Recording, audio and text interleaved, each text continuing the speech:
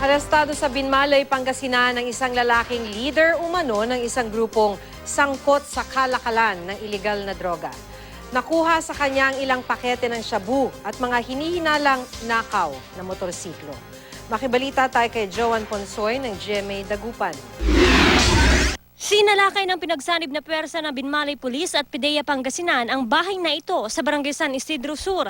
Ipinatupad nila ang search warrant laban kay Richard De Vera. Umakyat na siya sa pader, talagang binagtas na yung kanal dyan.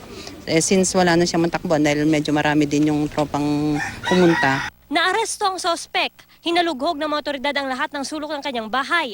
Sa kisame ng abandonadong palikuran, natagpuan ang maraming pakete ng shabu.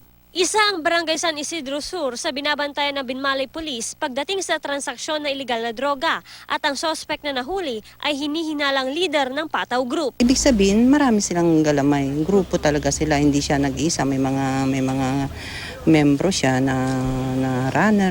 Sila na rin yung sinabmit natin sa PPO na part ng case operational plan natin sa drugs. So nakakoplan na to. Nagkalat ang mga drug paraphernalia sa bahay. Nakuha rin sa lugar ang 43,000 pisong hinihinalang kinita sa pagtutulak ng droga.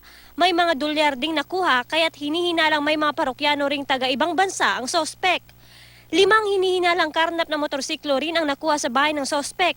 Itinanggi niya ang lahat ng paratang.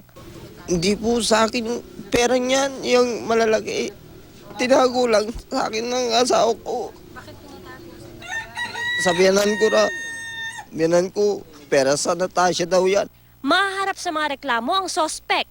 Joan Punsoy, Nagbabalita, Pilipinas.